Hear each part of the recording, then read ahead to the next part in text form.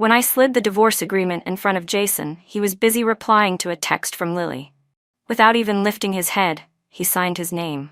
My nails tapped crisply against the solid wood desk. "While I can still talk to you calmly," I said. Only then did Jason look up. His gaze swept from my new Valentino heels to my Birkin bag, both of which I bought myself. He suddenly smiled, that same effortless smile I'd seen for 20 years. He casually spun his wedding ring around his finger and said, "Just because I came back early to accompany Lily for a checkup. Her hemoglobin was 6, she needed urgent treatment." I cut him off, pulled a medical report from my bag, and slapped it onto the table. "Funny, the records I found show it was between 8 and 9, just ordinary anemia." His expression finally shifted. I knew that subtle micro-expression all too well. His jaw tightened for exactly half a second. That was always his tell when someone caught him lying. The last time I saw that was at our wedding, when Lily accidentally spilled red wine on my dress. "You investigated her?" His tone dropped cold, like he was conducting an interrogation. "You really investigated her?" I laughed out loud. "Don't forget, Mr. Miller, you're the biggest shareholder of Central Hospital." Jason shot to his feet so fast his tailored suit grazed the edge of the desk. The movement reminded me of last year's board meeting, how he stood up just like that to block a toast meant for me. I thought he looked so charming then. Now I realize that toast was meant for the seat where Lily should have been sitting. The office door suddenly burst open. Lily walked in, wearing the latest runway collection. Funny, this was the same dress I saw being altered at last month's brand salon. "Jason," she said sweetly, her voice dripping with honey, "the clinic is rushing us." I grabbed my bag and turned to leave, but a cold hand grabbed my wrist. The diamond on Lily's finger jabbed into my skin. It was cut in the traditional Miller family style, painfully recognizable. "Anna," she said, her eyes glistening with tears, "there's really nothing between me and Jason." I slowly pulled my hand away and plucked a short hair from his shoulder. "I personally styled his hair this morning before he left," I said with a smile, flicking the strand away. "Next time you sneak around, remember to clean up." Jason suddenly grabbed my wrist. "Anna Miller," he said. I looked down at the hand that once held mine so tenderly, remembering how that same hand had comforted Lily over the phone last night, telling her not to be afraid of the blood draw. How ironic. I was hospitalized last weekend for bleeding, and he hadn't even looked at my file. "Oh, right?" I shook him off and pulled a velvet box from my bag, tossing it onto the table. "Your precious family heirloom." The emerald ring inside hit the edge of the table with a sharp clink, just like my 20 years of devotion. It shattered clean and final. As the elevator doors closed, I heard Lily's sobbing. "It's all my fault."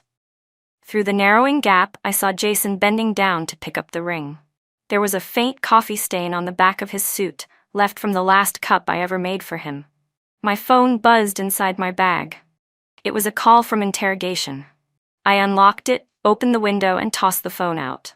From the 38th floor, the fall was more than enough to shatter every last piece of youthful delusion. As I stepped out of the building, the sunlight was perfect. 20 years of growing up together, 5 years of marriage. I touched the empty space on my ring finger and suddenly laughed. Turns out, even the air after leaving him still carried the scent of that fading cup of coffee. When I shut down my computer, the city outside had already lit up. I rubbed my sore neck as the neon lights of the CBD came alive. The entire city had entered night mode. I unlocked my phone. The first post in my feed was from Lily. Another checkup for anemia again. The photo showed a hand wearing a wedding ring I knew too well. Just last week I had personally trimmed the nails on that hand. I smirked, my finger paused on the screen for 2 seconds before I firmly swiped it away. A message from 7 hours ago still sat quietly in my notification bar. "Dinner tonight at Red Grape Hotel. Let's eat together." How amusing. He had just taken his beloved to a checkup, and now he remembered to have dinner with me. That French restaurant used to be his go-to spot to win me over. I opened interrogation's profile, tapped block without hesitation. The crisp ding from my phone sounded like the final punctuation mark to this entire relationship. The photo frame on my desk still displayed our wedding picture. I turned it face down and picked up my coat, ready to leave. Just then, my assistant knocked and entered. "Miss Miller, Would you like me to reserve dinner for you tonight? No need, I said, grabbing my bag and heading to the elevator. Jason was supposed to have dinner with his parents tonight. When I opened the front door to my parents' house, the crystal chandelier in the living room was glaringly bright. My mom put down her teacup, frowning slightly. Why do you look so pale? Did you have a fight with Jason? Just work, I replied. Too much going on, and I haven't rested well. I kicked off my heels and stepped barefoot onto the cold hardwood floor. My dad looked up from his finance magazine. Hire a few more assistants. Jason's quick and efficient, you should learn from him. I paused with the teacup in my hand. Mom, Dad, Jason and I are getting a divorce. The porcelain cup clinked sharply against the tray. My father slammed his magazine shut. He bullied you, didn't he? I'll speak to the Miller family right now. It's not about who's right or wrong, I interrupted. It's just... His eyes narrowed. Business is business. The partnership between our families won't be affected. My mother took my hand. Her palm was warm and dry, reminding me of when I scraped my knee as a child, and she'd gently hold my hand and say, "It doesn't hurt." Have you really thought it through? My dad asked with a long sigh. My phone buzzed. A message from my best friend Sophie. Blue Bay Gala tonight. That German investor you wanted to meet just arrived. I stood up, grabbing my bag. At the doorway I turned and gave them a faint smile. Don't worry, I know what I'm doing. My mom pressed a piece of almond brittle into my hand. Don't overdo it. As the night breeze brushed my cheek, I took a bite of the brittle. The sweet, buttery taste melted on my tongue. Turns out, in a world without Jason, even the night wind felt free. At the Blue Bay Gala, the crystal chandeliers scattered shards of light across the room. I had just popped a French fry into my mouth when I heard a familiar teasing voice from the booth next to mine. Young Master Miller's out partying, but still glued to his phone? Another voice chimed in, slick and mocking. Which lucky lady is our dear Jason personally sweet-talking tonight? Who else? Jason's voice answered, indulgent and tinged with helpless affection. That little firecracker at home, Miss Anna Miller, she's got quite the temper. A third voice snorted. What'd you do this time? Jason replied. I cut my Italy trip short to take Lily to her checkup. His glass clinked lightly against the table.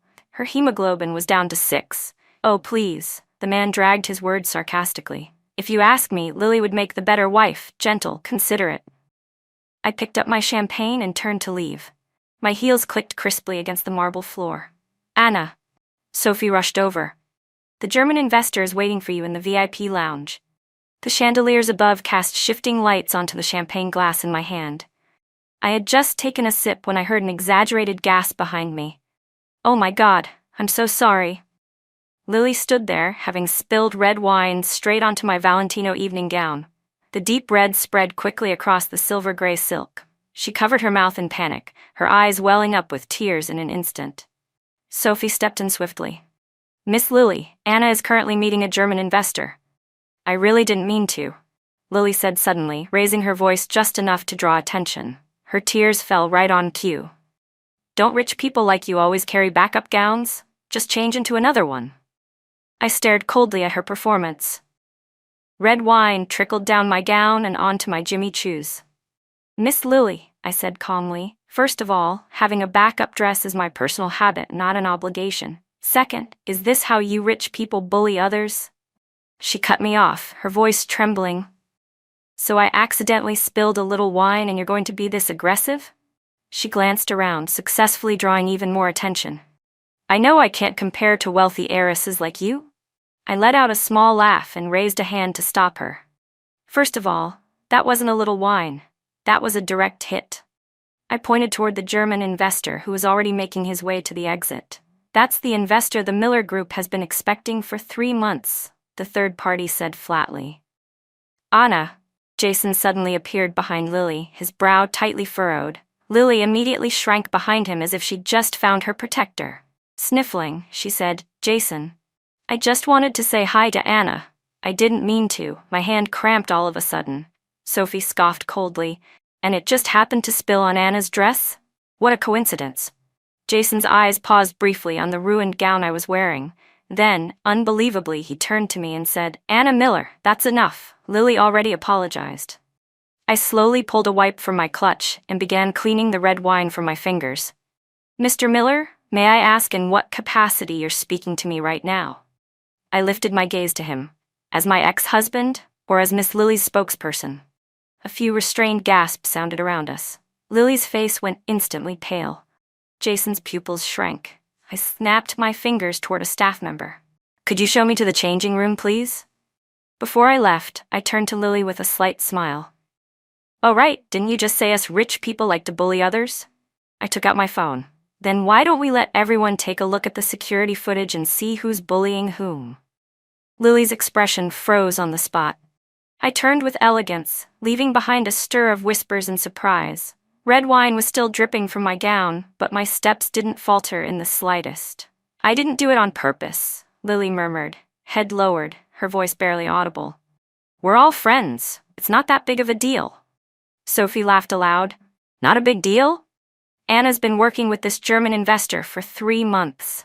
This deal involves hundreds of millions in overseas acquisitions for the Miller Group, so yeah, I'd say it is a big deal.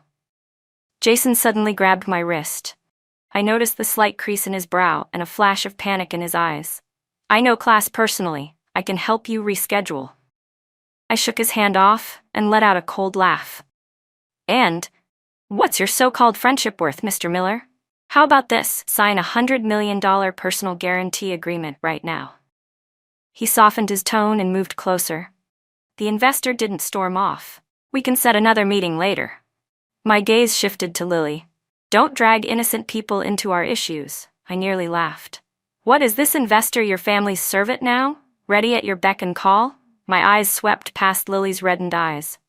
Jason, with how good you are at twisting the truth, it's a shame you're not a lawyer. Jason. Lily suddenly tugged at his sleeve, her voice breaking. I'll go apologize to Anna. I'll even kneel if I have to. Spare me. I cut off her performance. This whole play of retreating to advance, I've seen enough. Anna Miller. Jason's voice dropped to a harsh tone, tears slipped from Lily's eyes again. Jason turned to his assistant. Go get the backup gown from the car. Then he softened his tone as he looked at me. In a couple days, I'll introduce you to a few other investors. I picked up my bag and signaled to Sophie. Keep those for your dear Miss Lily. The Miller Group doesn't need your handouts. Behind me, I heard a few murmurs. Such a bad temper. I didn't even look back. My heels echoed sharply across the marble floor as the ballroom lights cast a long, sharp shadow behind me. The red wine had blossomed into a dark stain across my dress, but I didn't care. I'm sorry, Anna, Sophie said the moment we got into the car, pulling at her hair in frustration. If I'd known we'd run into those 2 dogs tonight, I'd never have let you come. I rolled down the window, letting the wind blow away the lingering scent of gala perfume. I should be the one thanking you. My phone screen lit up. An email from the German investor appeared front and center.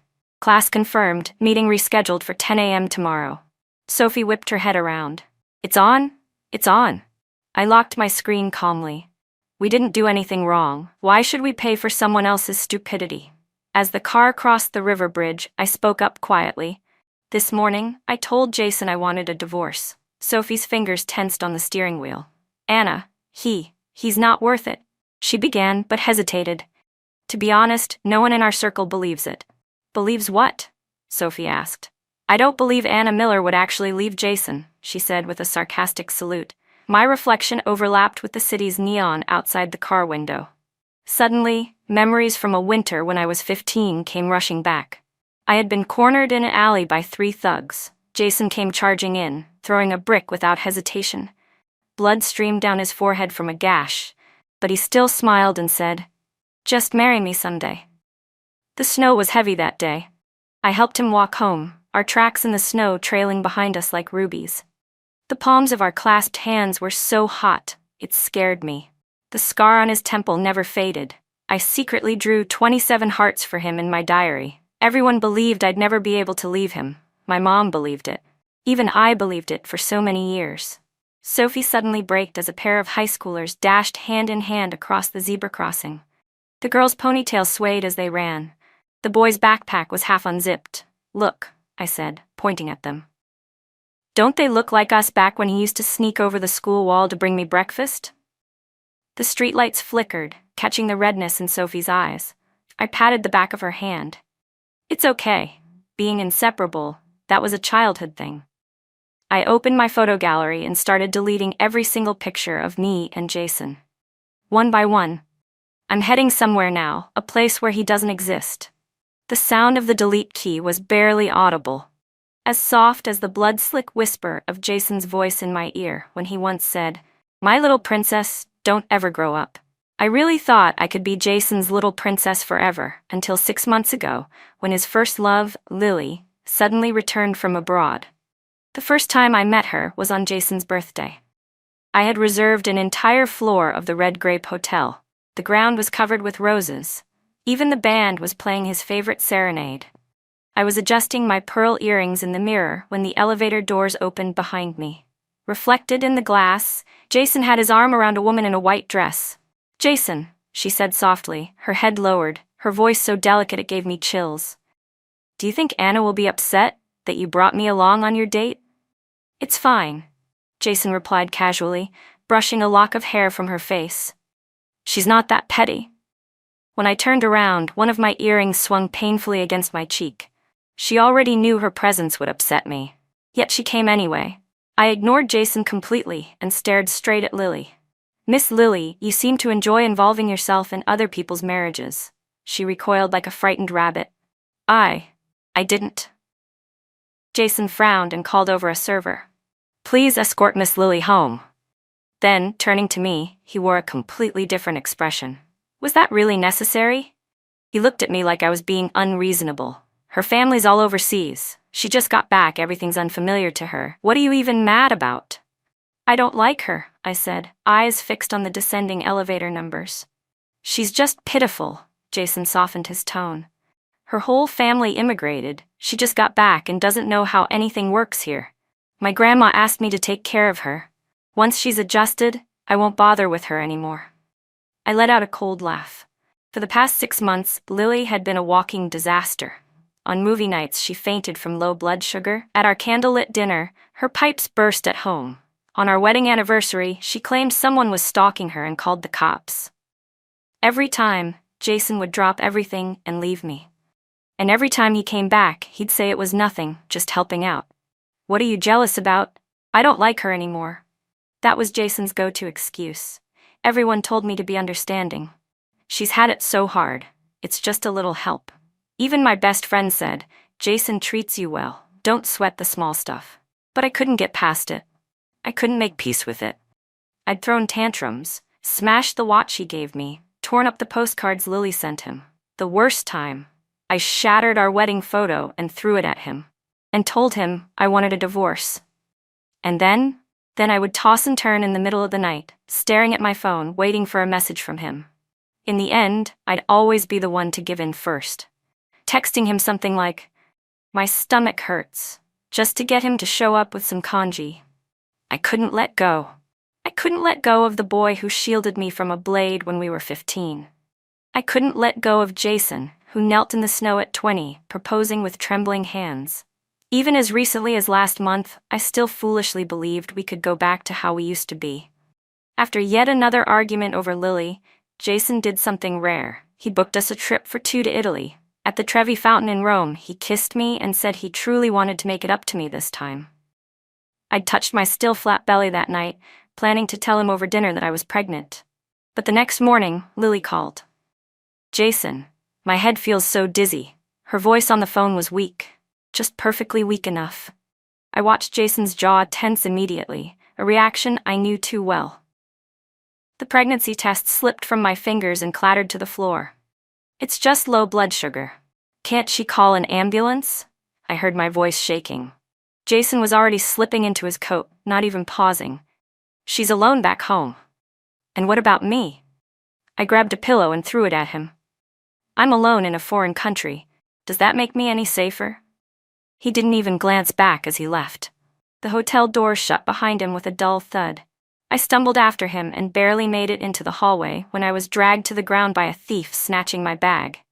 The sharp pain in my abdomen folded me in half. Blood began to stream down my thighs. All I could think was, when Jason gets back, I'll make sure he regrets this. As the ambulance wailed through the streets, I clutched my phone and sent him 13 messages. From "something happened to me" to "when are you coming back?" No reply. 3 days later, still in my hospital bed, I saw Lily's new post on her social media. "Thanks to someone for staying by my side night and day." The photo was of Jason, asleep on the sofa in her hospital room. A little heart emoji sat underneath his profile. I touched my now empty belly and suddenly laughed. Turns out, divorce wasn't nearly as hard as I thought it would be. When I was discharged, I left our wedding ring on the nightstand by the hospital bed. Sunlight filtered through the curtains, hitting the ring just right, so bright it stung my eyes. It was like my 20 years of love had finally been burned down to ash by reality. On the 15th day after we submitted the divorce papers to the court, it happened to be Jason's grandmother's 80th birthday. I chose a Chanel haute couture suit and swapped my diamond studs for simple pearl earrings. Respectful, but with a message. After all, the Millers in my family were longtime friends, and Grandma Miller had always treated me like her own granddaughter. I owed her that much. At the banquet hall entrance, I was holding my father's arm when I came face to face with Jason and Lily, walking gracefully together. Lily was wearing a gown I had seen at Paris Fashion Week last year. Her fingers clung to Jason's arm like a snake. "Anna." Jason's eyes landed on my bare ring finger. I nodded slightly and walked straight toward the main table. Behind me, I heard Lily's syrupy voice. "Jason, do you think Grandma will like the jade piece I picked out for her?" When it came time to sit, Jason deliberately pushed aside my cousin and sat right next to me. That familiar blend of sandalwood and whiskey clung to him. Under the table, his warm palm covered the back of my hand. "It's been over 2 weeks," he murmured, his thumb rubbing across the faint tan line where my ring used to be. "You're still mad?" I pulled my hand away and took a sip of champagne. "Mr. Miller, you must have a bad memory. We're already divorced." He chuckled, the vibration of his chest making the chair between us subtly tremble. "So how many days is this divorce supposed to last?" I ignored him and turned to my cousin to talk about the new art gallery that had just opened. As the banquet reached its peak, his mother brought up that all-too-familiar topic again. "You two aren't getting any younger." She gave me a meaningful glance and then looked at my stomach. "It's time to think about the next generation." Lily suddenly chimed in, her voice so sweet it practically curdled. "That's right. Jason has such excellent genes." She looked down, shy and demure. "If it were me, I'd definitely want to have a few." The entire table fell silent. I set down my chopsticks and gently wiped the corners of my mouth. Under the crystal chandelier, Grandma Miller's silver hair was perfectly combed, not a strand out of place. She turned to me and asked with a sharp gleam in her eye, "Anna, how have you been feeling lately? Anyone foolish enough to upset you?" Lily's chopsticks slipped from her fingers and landed on the porcelain plate with a loud clack. "He's just being stubborn with me," Jason cut in, ahead of everyone, winking at his grandmother. "Who knows when she'll finally forgive me?" Under the table, his hand snuck toward mine again. "Grandma, help me out here. Say something on my behalf." I moved my knee away and focused on the Longjing shrimp in my bowl. His hand hovered awkwardly in the air. "Having kids, deciding how many, that's a big deal." Jason's uncle suddenly chimed in. "You two should really plan it properly." Lily jumped in immediately. "Exactly. I'm an only child and it's so lonely." Her eyes sparkled as she turned to Jason. "If it were me, I'd want at least 2, so the siblings could look out for each other." "Miss Lily," I said calmly, setting down my chopsticks and napkin, then wiping the corner of my mouth. "The third dish to your right is braised soft-shelled turtle. It nourishes the kidneys and boosts fertility." I gave her a bright smile as I scooped a spoonful and offered it. "Eat more, you'll need the strength for all that dreaming." After the birthday banquet, Jason caught up with me lazily along the garden path. The moonlight stretched his shadow long across the cobblestones, landing right at my toes. "You've had enough time to cool off. Take me off your block list, okay?" he said, waving his phone. The screen lit up, then dimmed again. I almost laughed. "Mr. Miller, the ink on our divorce agreement hasn't even dried." I stepped around him. "Try acting your age, ex-husband." He suddenly wrapped his arms around me from behind. That familiar scent of sandalwood mixed with whiskey sank down on me again. I rebooked the Italy trip. This time, even if the sky falls, I'm not leaving. His lips brushed my ear. If you don't add me back, how can I send you the itinerary? I jabbed my elbow into his ribs and took the chance to pull away. One time being left in a foreign hospital is more than enough for a lifetime. He had the nerve to use his height advantage to snatch my phone, unlocking it with my fingerprint like it was second nature. The familiar click of the phone opening revealed a photo of us in Venice from last year. First thing I need to do when I get back is change my password. He scrolled through my contacts like it was his own device. Still giving me the silent treatment until the day we leave? His ease with my phone, fluid and practiced, was exactly how it had always been during our 5 years together. The screen lit up with our lock screen photo, taken in the Maldives last year. I stared at it and suddenly realized how ridiculous I was. The password was still his birthday. He waved the phone, flashing that confident, charming smile of his.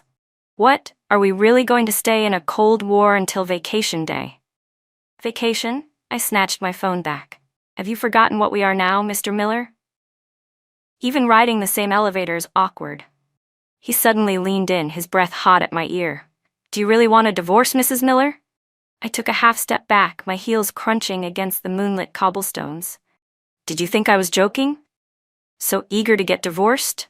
Jason suddenly grabbed my wrist, a shadow of something darker flashing in his eyes. Don't tell me, there's another man? He let out a cold chuckle. Don't even think about it. In this life, Jason, Lily's sweet voice cut in like syrup over glass. Can I go to Italy with you guys? I couldn't help but raise an eyebrow. I had to admit, Lily's talent for shameless persistence was nothing short of impressive. Jason clearly froze, then frowned. Sorry, this is a trip for my wife and me. I stayed silent. Lily hurried forward, clutching the sleeve of Jason's suit. I promise I won't be in the way. I'll stay in a separate room, and my Italian's really good, I can even translate. I stared at her endlessly flapping mouth and suddenly felt a wave of absurdity. For the past 6 months, this woman had been like an inescapable leech, always perfectly timed to ruin every private moment Jason and I had. Fine, I said. Let him go with you. I flung Jason's hand off mine, my heels clicking crisply along the pebbled path. I don't have time. Even one more second makes me sick. But before I could walk away, a strong hand yanked my wrist. Jason cut ahead of me in 3 quick steps, blocking my path. The moon cast a deep shadow across his brow bone, pooling beneath his eyes. Vacations like this, Jason said, his tone impossibly smooth, are obviously meant for husband and wife. I crossed my arms and looked over at Lily, not far away, who was standing there all pitiful, biting her lower lip with teary eyes like some abandoned little animal. You're sure you're not taking her? I raised my chin toward her. She's about to cry. Can you really be that heartless? Jason didn't even look back. His thumb lightly stroked the inside of my wrist. Why would I bring her? She's not my wife. The night wind carried the sound of Lily's barely stifled sobbing. And suddenly, I remembered that rainy night in Rome 6 months ago, when I was pregnant, lying alone in the ER. The only message I received from Jason was, Lily fainted. I'm flying back first for her checkup. That time I left you overseas. That was my fault, Jason said suddenly, his voice softer now. His fingers brushed against the faint mark on my ring finger. Lily didn't have anyone here in the country, but you're so strong. So being strong means I deserve to be neglected? I yanked my hand away. That tender spot on my finger stung like fire. Jason suddenly pulled me into his arms. That familiar scent of sandalwood wrapped around me, overwhelming. It's settled then, he murmured, holding me tight. I'll arrange for a private jet. He kissed the top of my head, like he was comforting a tantrum-throwing child. All right now, enough drama? Lily's sobs finally broke free. I looked past Jason's shoulder and saw her clutching her gown and running off. Her pearl earring traced a desperate arc under the moonlight.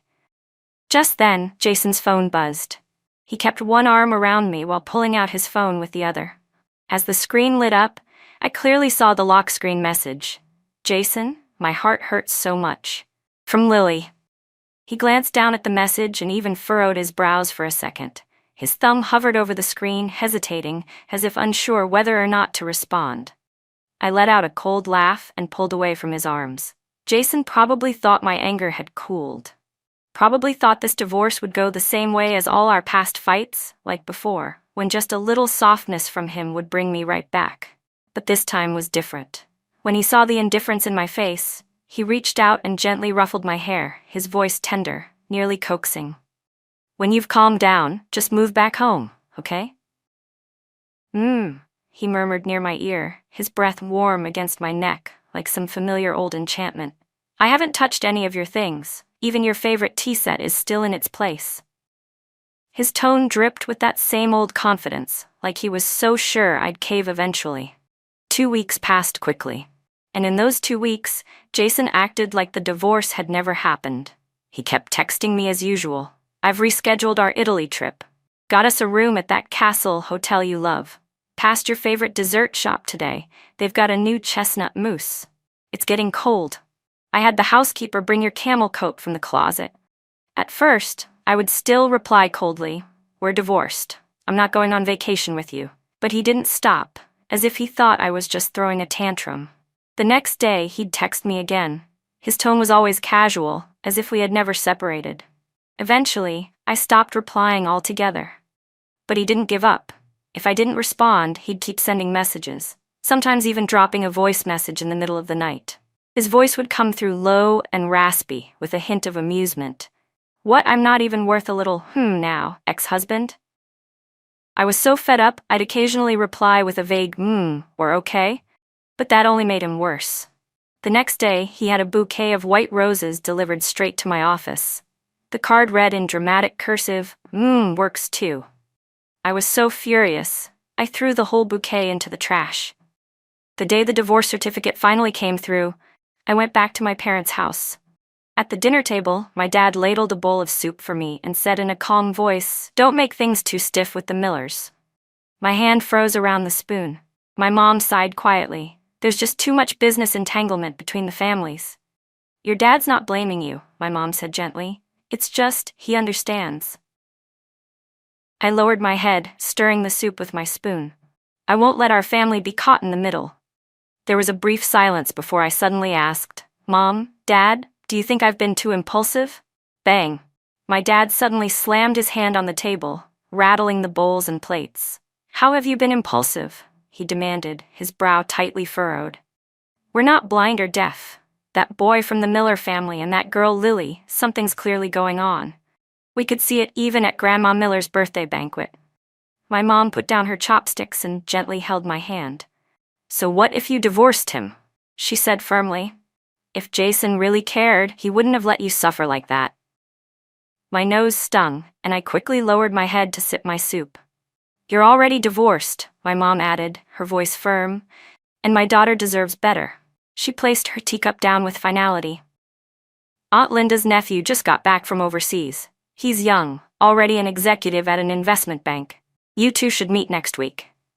Beside her, my dad flipped through his finance magazine without even looking up.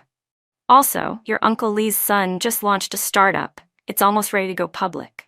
I couldn't help but laugh through my frustration. "Mom, Dad, I just got divorced." "So what?" My mom shot me a look.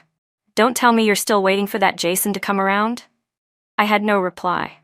After the mandatory cooling-off period, the divorce certificate was finally issued.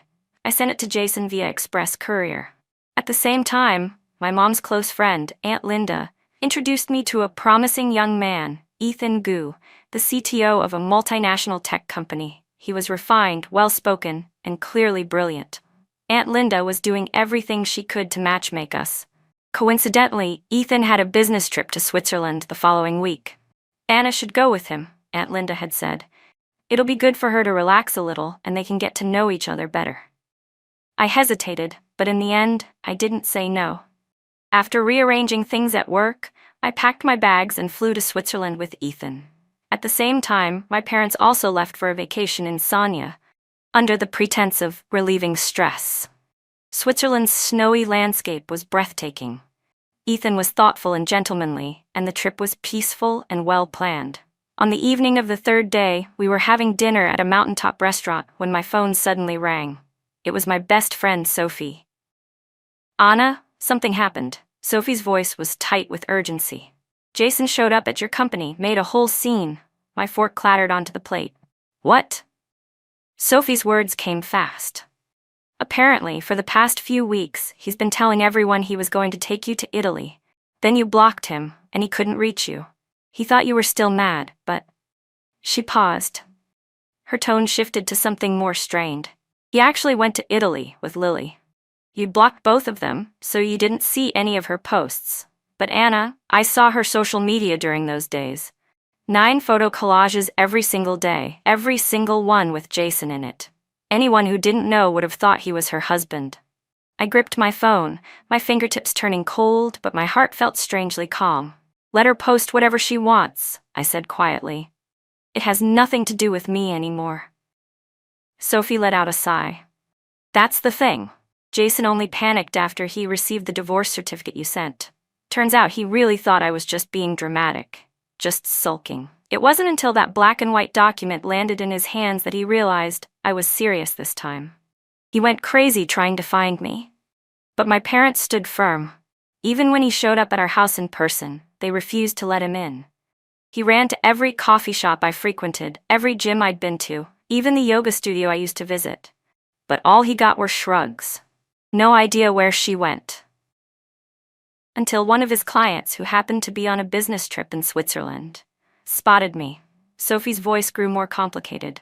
That client thought Jason already knew about the divorce, and that client casually mentioned, "Oh, I ran into her in Switzerland. She's here on vacation with another man." Jason's face changed instantly. Sophie let out a cold laugh. That client of his was genuinely surprised. Said, "Wait, you didn't know?" I couldn't help but let out a hollow laugh. What an irony. He flaunted his trip with Lily all over Italy, yet only realized after I truly disappeared that this time I wasn't coming back. When he came to find me the day before yesterday, Sophie continued, he looked awful. Unshaven, hair a mess, nothing like his usual clean-cut self. She lowered her voice, mimicking Jason's strained tone. He asked me, why would she go on vacation with another man? "And what did you say?" I asked coldly. I told him, "Don't you already know why?" Sophie gave a half snort.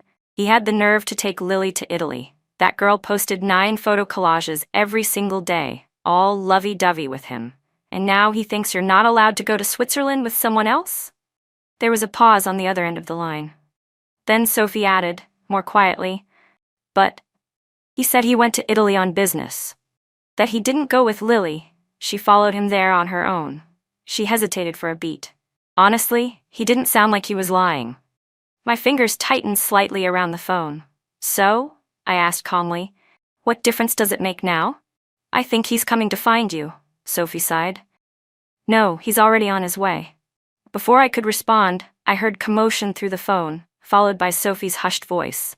"Anna, what time is it over there right now? Jason just asked me for your hotel info. I didn't tell him, I swear. But I think he already found it." My heart skipped. Before I could speak, the doorbell rang. I froze, then walked stiffly to the door. Peeking through the peephole, I saw a familiar face. Jason. He looked rough. Dark circles under his eyes, stubble on his jaw. It gave him a disheveled, almost desperate air. But those eyes were locked on the door like he could see straight through it. I took a deep breath and opened it. He stared at me, voice raspy. "Having fun?" I looked at him blankly. "You came all the way here just to ask that, Mr. Miller?" His gaze drifted past me, landing on Ethan. Instantly his expression darkened. "Who is he?" Ethan, holding a cup of hot cocoa, stepped forward with a calm smile. "Would you like some?" Then, turning to me, he asked, "Do you need me to stay?" I shook my head and took the cup. The warmth spread through my hands as I looked out the window at the snowy Alps. "Thank you, Mr. Gu." Then I added with a faint smile, "This is my ex-husband." Ethan nodded. "If you need anything, just call. I'll be next door." I turned, went into the kitchen, and poured a second cup of hot cocoa, then gestured for Jason to follow me out onto the balcony. The Swiss night was quiet. In the distance, the silhouette of the Alps stretched under the moonlight like a silent painting. Jason took the cup, his fingertips cold, but his eyes never left my face. "I need an explanation," he said quietly. "We're divorced," I stated, calm and matter of fact. He looked at me, stunned. There was a flicker of disbelief in his eyes. "Just because I left you in Italy?" I took a sip of cocoa, its sweetness spreading on my tongue. "Let's go with that," I said lightly. His grip tightened around the cup, knuckles turning white. "How could you be so heartless?" he asked, voice taut. "Just throw away years of marriage like it meant nothing?" Then, lower. "What exactly was I to you?" "My ex-husband," I said. I looked up at him, the corners of my lips lifting ever so slightly. "Since you're my ex-husband, what I do with another man has nothing to do with you, does it?" He shot to his feet. The cup in his hand slammed against the table with a sharp thud. "Why?" he demanded, eyes fixed on me. "You've fallen for someone else? That man just now?" I let out a soft, bitter laugh. "Jason, you've spent too much time around Lily. You've started projecting your own filth onto everyone else." The night breeze brushed past us as his expression slowly hardened. I stood as well.